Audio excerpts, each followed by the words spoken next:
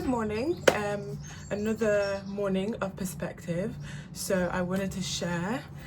I want to talk about how difficult it is to not give someone a third chance, because I feel like it's very easy to preach the opinion of, if someone doesn't treat you right, give them a chance, give them another chance, and then afterwards it's like you need to dead that off.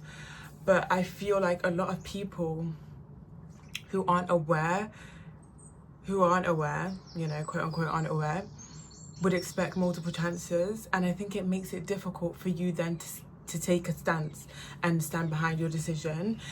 Because I think obviously a lot of people do not realize, what relationship, what friendship they had until it's gone. Because if you don't appreciate it in the moment, you're gonna appreciate it once it's gone. You hear about friends who ditch their friends when they get a boyfriend. They won't realize that what good friends they had until they realize their boyfriend is a piece of S. And that's when they start to miss their friends. For me, it's annoying, because I'm like, why did it take you too long to realize? I physically cannot give you another chance, because it's like, no matter what, I badly want to give you a chance. Because the thing is, if I've ever been friends with someone, I wouldn't have been friends with you. Yeah, most people I've ever been friends with, I wouldn't have been friends with you unless I saw the potential. I never befriended someone on potential, but I always thought someone was a good friend, obviously, for me to befriend them. And typically when I, cut off a friend or something, I still think you're a good person. It's just like, you're not compatible with me. Either you can't give me you can't meet the standard, or I can't give you what you need, or we just both are completely different people. So it's better for me to just no thank you. But I think it's also really hard, because it's like, I'm really working on self-growth, self-respect. I am literally not playing about self-respect. I refuse to play about self-respect, okay? Because on a platonic basis, you need to have self-respect and have a boundary and reciprocate respect for you to then be able to replicate that romantically. Do you know what I mean? Not that my sole basis of this is romantic, but when you think about it, a lot of people who have no boundaries in friendships, they don't know how to then put boundaries in relationships. And we all know how that goes. So I feel like the least I could do for myself is to show boundaries in my real life. And I feel like I don't really have that many boundaries. I don't think it's not hard to get along with me. I feel like it's really not that difficult, especially on a basic level. If you are in my inner circle, you should know me well enough to know what's a no-go.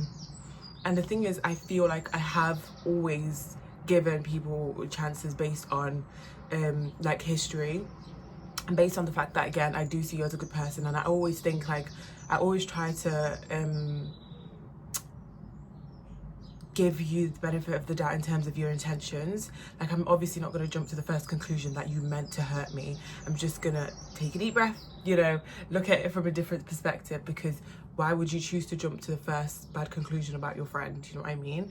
Whenever someone finds it hard to believe you or jumps to the worst conclusion about you, they were waiting for that conclusion to be true, or they want that conclusion to be true, or that is how they perceive you anyway. So it's not difficult for them to believe that perspective about you, if that makes sense. So I feel like it's difficult, because for me it's I get to the point where it's okay, I don't want to be friends anymore, and I want to leave it, okay? And I forget that people are completely different to that, and they want an explanation. But for me, it's I don't want to feel the need to then go out of my way to explain X, Y, Z about why I feel like we're not compatible, X, Y, Z, why I feel like the friendship doesn't work. I don't want to have that awkward conversation, because I feel like it should be very obvious why. I get confused why someone's confused, because why would you be confused? You know who I am, you know what I tolerate, what I don't tolerate. Why would you then think you doing the opposite is gonna be great? It's not gonna be great. It's gonna be an issue. A lot of people just do stay friends because of history, and do stay friends because they're oh, you're not a bad person. And for me, to be honest, I forget a lot of if someone does a bad thing to me, I do forget majority of it. I have to be reminded by another friend who lived it with me, who was there at the time, because I feel I just suppressed it. I'm okay, cool. But then it's when I go back, it's basically the issue is, I feel me right now would love to be okay, let's be friends. I think you're a great person. We've always had good time, great memories, whatever. But then it's like I think back to that moment of where things changed for me with the friendship, and I'm like, or how you made me feel in a certain scenario, and I'm like, hold on, because I would be betraying her, me past self, for me to then go back and take that. And it's just me showing that like I would accept that. And I feel like I'm not just giving you one chance, I have given you like 3 chances. I have given you at least 2 chances over the same issue.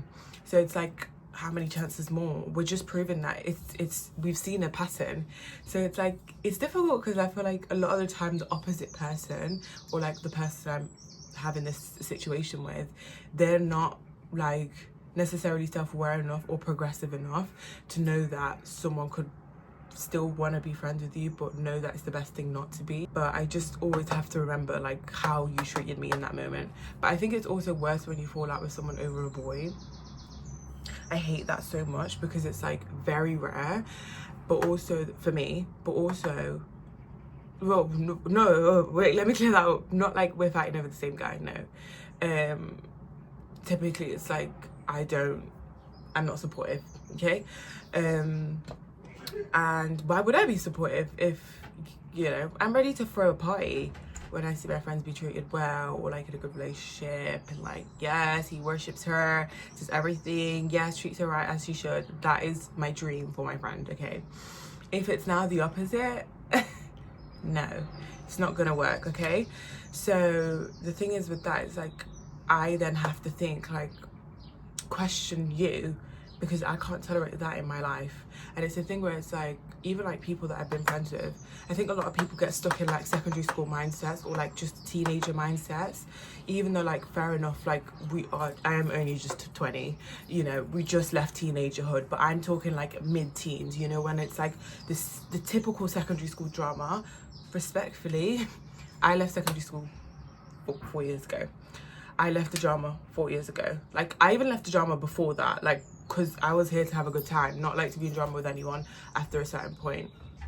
So I feel like being around people who constantly like gossip in the way that's like, that's very secondary school, talk about secondary school topics, behave in a secondary school manner, for me it's very triggering. Like, I can support you, you know, I can't be giving you advice and you going back to the same situation. Like, regardless of what the topic is, life topics, relationship, whatever, your circle of friends, no, like, it's not gonna run, because I'm just gonna take a step back because you're being ridiculous, you're wasting my time, you're insulting me, because like, why are you coming to me and not seeking advice and then not working on any of it?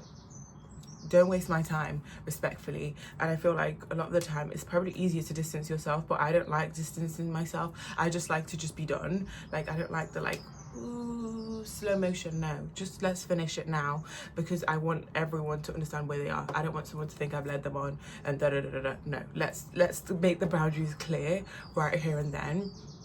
I feel like the key thing you just have to remember with those kind of things is like, again, with what I said of like, your friends should be a reflection of you. If you're not going to be proud enough for someone else to base you off of them, rethink that. And if you guys are falling out or argued over the same thing, and you've been disrespected over the same thing multiple times, rethink that. And yeah, don't rely on just the history and the emotion. Take the emotion out of it, to be honest, because that probably makes you think, that definitely makes you think more clearly about everything, and allows you to make more rational decisions. Like, you should probably like never contact them again as well, because when you do keep like, even lose contact, I feel like it can kind of feel like there's still a string tied to us, which makes things more confusing, if that makes sense. Like, and I don't like to be confused, because as I said, I like everyone to know where they stand with me, and vice versa.